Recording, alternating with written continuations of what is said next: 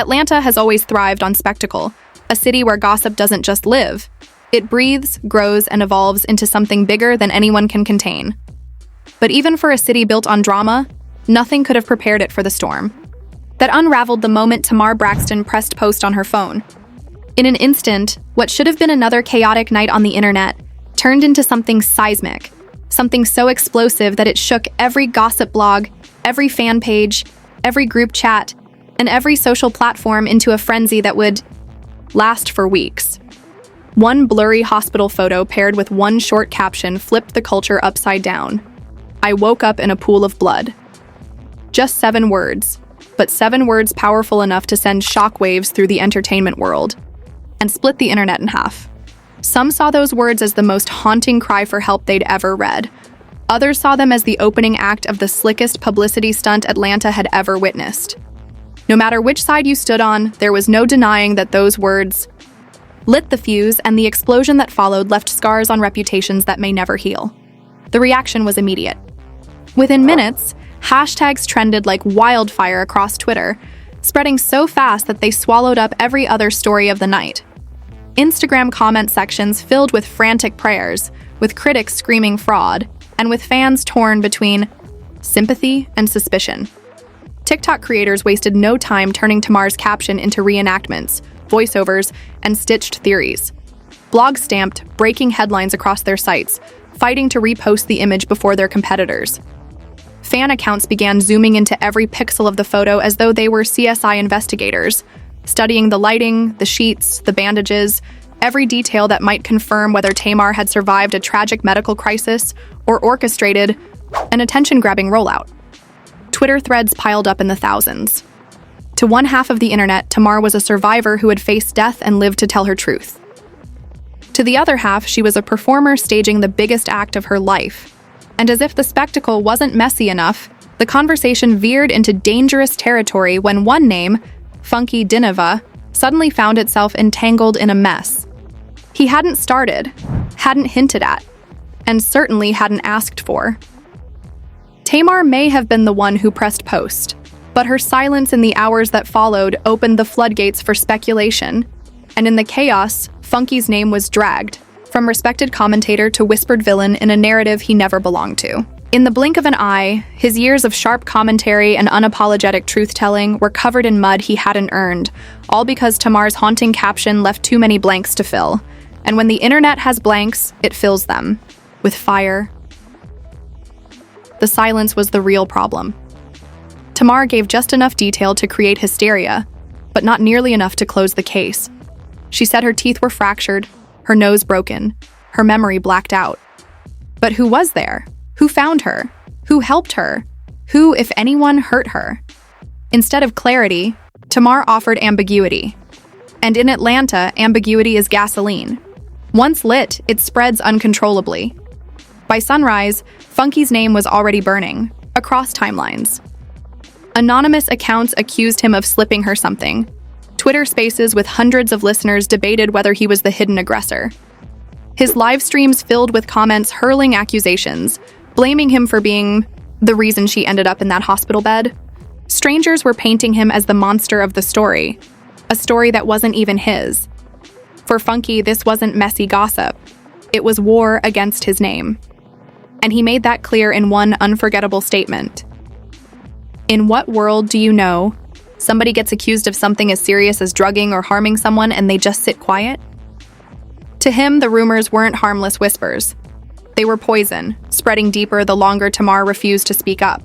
All he wanted was one line, one truth. Funky Dineva did not do anything to me. That was it. No PR spin, no speeches. Just a simple defense. But Tamar said nothing. And in her silence, speculation grew claws. Behind the scenes, Tamar's team scrambled. Publicists called Funky in the middle of the night, begging him not to go live. Assistants texted nonstop, pleading with him to let the storm pass. Every call carried the same plea. Q, please don't make it worse, be the bigger person, what can we do? But Funky's response was sharp. Why are y'all talking to me? Why aren't y'all talking to her? He knew what they didn't want to admit. The fire didn't start in his camp. The storm didn't originate with him. Tamar had lit the match herself, and only she could put it out. Eventually, under pressure, Tamar posted what looked like an apology. Sweetly worded, brief, and dipped in grace, it read, "No matter what he says, I love Funky anyway. Had I known what was going on while I was recovering, I would have said something. It's terrible that whatever I didn't say turned into all this. I just want peace." To casual fans, it looked like a white flag.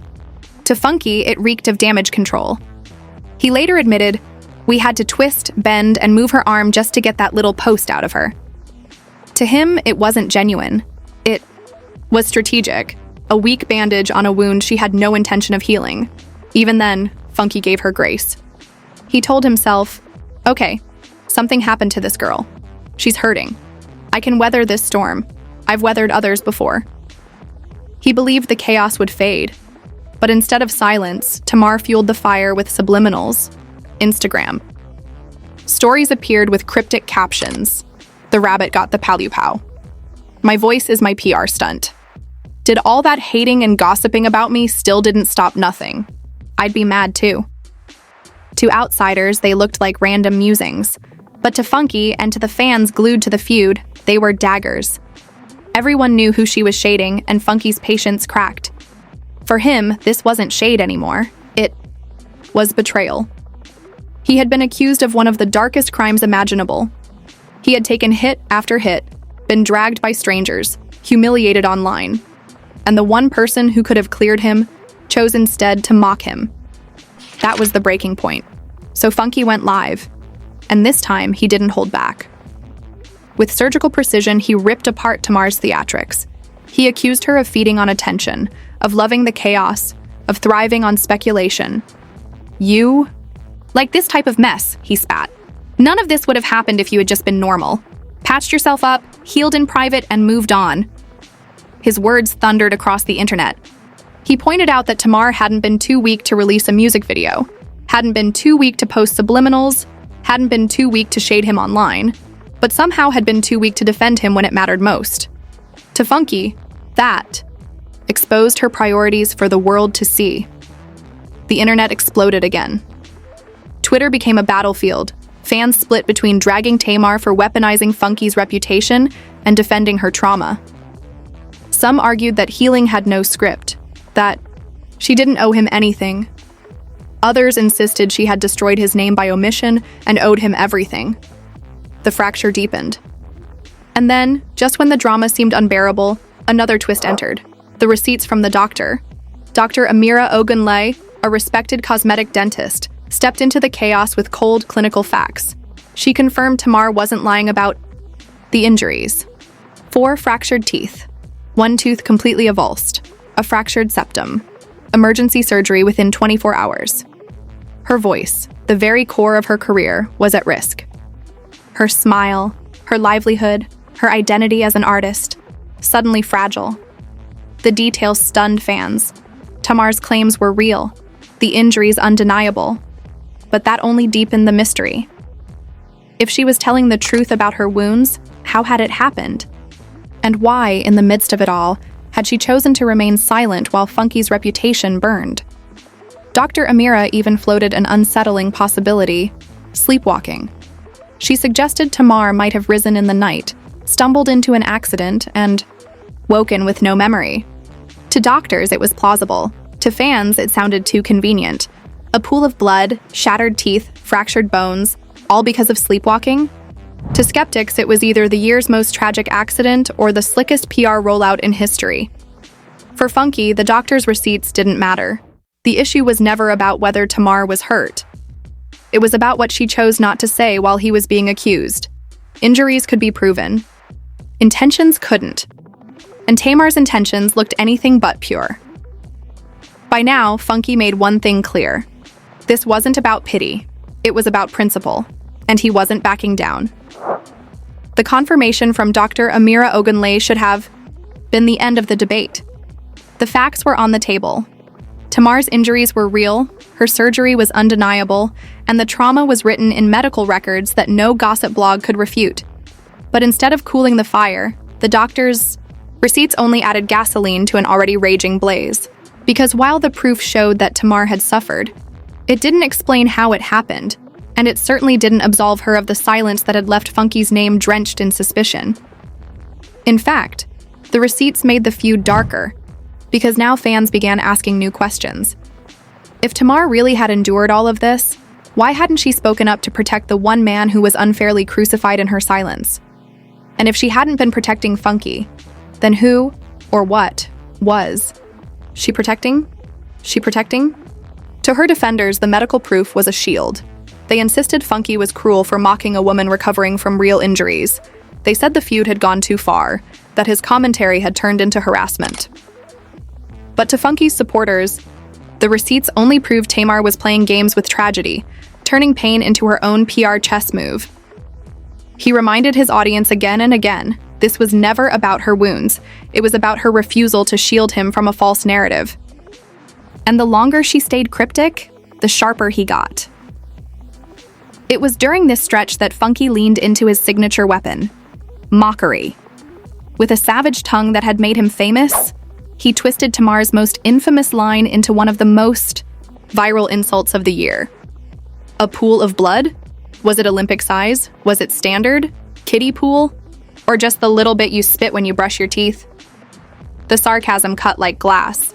The internet turned it into memes, TikTok sounds, and endless jokes. Suddenly, what Tamar had written in terror became comedy for millions. The sympathy had evaporated. The line that once froze timelines now fueled punchlines, and Funky didn't stop.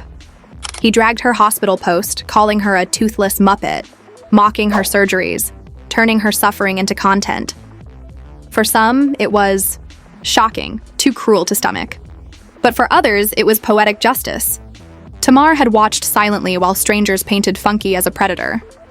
Now, his savagery was his way of reclaiming dignity. Every insult was revenge, every joke a mirror of the humiliation he endured. And if those words trended, if they made him money, it was just another reminder that he had flipped her storm into his payday. But Funky wasn't only attacking her publicly, he was dismantling her persona.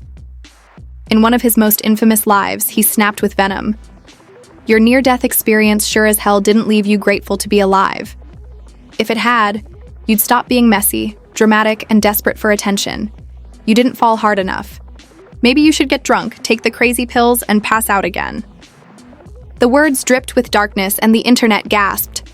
Some said he went too far, that no feud justified that kind of cruelty. Others applauded the rawness, claiming he was exposing what no one else dared to say, that Tamar wasn't a victim of circumstance, but a prisoner of her addiction to spectacle. Tamar, unwilling to retreat, tried to fight back with a different weapon, spirituality. She posted captions about healing, about God removing enemies, about minding her business and walking in peace. Bible verses appeared on her feed, coded in calmness but written in the middle of chaos. To her, they were shields of faith. To the public, they looked like subliminals wrapped in scripture. And to Funky, they were just new ammunition. He mocked her so-called healing journey, dragged her spirituality as theater, and told the world she was trying to cloak shade with church clothes. His laughter turned her prayers into punchlines. Every verse she posted became another reason for him to go live, another chance to remind her that he controlled the story now. The feud evolved into a game of rules of engagement, rules Funky, created and enforced in front of thousands. He laid it out clearly. You don't say nothing, I won't say nothing. You don't post nothing, I won't post nothing. That includes subliminals. All that God is elevating me, removing people from my life? Nope. We not accepting none of them. Anything you post that can be interpreted as shade toward me, I'm going live. Period. It was ruthless, public, and final. Tamar could no longer move online without triggering a reaction. Every caption became content. Every selfie became material. Her social media wasn't hers anymore. It was his playground. And the most brutal twist? Funky didn't just react. He monetized. He laughed openly to his audience. Every post she makes, I make $5,000. She financing my Miami trips, paying for my Range Rover. She thinks she hurting me, she paying me. The crowd cheered. What Tamar meant as shade became deposits in his bank account. What she thought would wound him became the very material that elevated him. It was savage brilliance, turning pain into profit, insult into investment. Tamar had written the opening act, but Funky was writing the ending, and he was cashing in along the way. The internet, always hungry for mess, crowned the feud as one of the most toxic cultural battles of the year. Twitter compared it to a love and hip-hop reunion without cameras. TikTok stitched his savagery into viral audio. Blogs treated every post like breaking news. Instagram comment sections turned into war zones. The people weren't just watching anymore, they were participating. They kept the story alive long, after Tamar or Funky could have ended it. Tamar's pain had become the public's entertainment. Funky's clapbacks had become the internet's soundtrack. And then, just when the saga seemed to settle into endless back and forths, Funky dropped a line that changed everything. In one live, he leaned back, let the insults simmer, and then delivered a statement that froze the audience. Even in this moment, I'm trying to protect you medically. I'm trying to protect you romantically. But you keep playing, and I'm telling you, this ain't what you want. That one word, romantically, was like lighting a stick of dynamite. The internet detonated instantly. Fans dissected every relationship Tamar had ever been linked to, every blurry paparazzi shot, every rumor she had dodged in interviews. Twitter, threads speculated with frenzy. TikTokers stitched Funky's live with old clips of Tamar on dates. Instagram comments became interrogation rooms. Say his name. Who you hiding? If Funky knows, we gon' find out. The feud wasn't just about hospital photos anymore. It was about secrets, leverage, and the looming threat of a scandal darker than anyone had expected. Tamar's silence made it worse. Every time she refused to answer, the speculation grew louder. If Funky knew something about her love life, it meant she wasn't just careless. She was calculated. And if she was protecting someone powerful, then this wasn't a feud about clout. It was about protection, exposure, and survival. The narrative shifted from pity to suspicion. The hospital photo was no longer the centerpiece. The centerpiece was the mystery of who Funky was hinting at. Behind the scenes, Tamar's team unraveled. The same publicists who once begged Funky to stay quiet now begged Tamar to stop feeding the fire. But Tamar wasn't built for silence. She thrived on spectacle, and the more people told her to log off, the more she posted. More Bible verses, more captions about enemies, more cryptics about fake friends. To her, it was defiance. To the public, it was guilt. And to Funky, it was free money. Every word she typed padded his pocket. Every picture she posted kept him trending. Every silence she held left him in control. Funky didn't need to scream anymore. He didn't need to drop names. The threat alone was enough. Tamar had lost the narrative, and he had stolen it. She couldn't clap back without exposing more. She couldn't stay silent without looking guilty. She couldn't apologize without looking fake. She was trapped in a game that Funky had written, and the audience had agreed to play. By the time weeks had passed, what began as a hospital post had transformed into something much larger, a feud that no longer felt like an argument between two people but a reality series the world couldn't turn away from. Every morning, new memes surfaced mocking Tamar's infamous caption. Every night, new Twitter spaces opened, debating not just what had happened, but what it all meant. The story had mutated into a cultural obsession. Tamar Braxton had gone from a woman who claimed she nearly died to the subject of parodies and reenactments. Funky Dineva had gone from being falsely accused to being crowned as the internet's ruthless king of clapback. And in between them sat an audience that no longer prayed for truth but begged for the next episode. For Tamar, the pressure was suffocating. The sympathy that had surrounded her original hospital post had evaporated. She thought silence would shield her, but her silence became its own weapon against her, a void that fans filled with accusations. She thought quoting scripture would paint her as resilient, but every verse she posted was twisted into proof that she was hiding something. She thought healing captions would soften her image, but every word turned into a punchline for Funky's next live. The strategy she leaned on collapsed.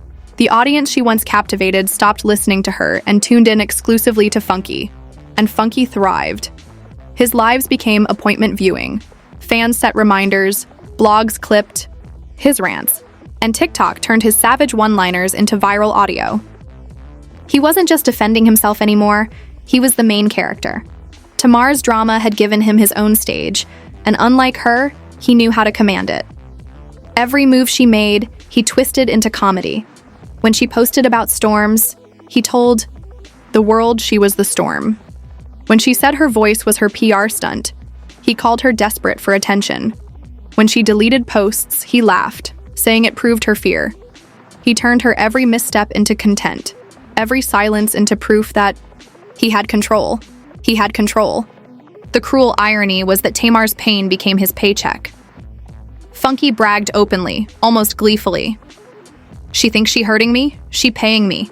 Every post she makes, I make $5,000. That girl financing my lifestyle, she's my best investor. Some gasped at the callousness, but others clapped at the brilliance. What was meant to drag him down had instead elevated him, and Tamar couldn't stop feeding him. The harder she fought, the richer he got. The feud had stopped being about truth long ago. It was now business, entertainment, a machine that Funky ran with precision. By this point, the audience had shifted almost entirely. Tamar still had loyal defenders, the kind of fans who insisted she was being bullied, and who reminded everyone that her injuries were real.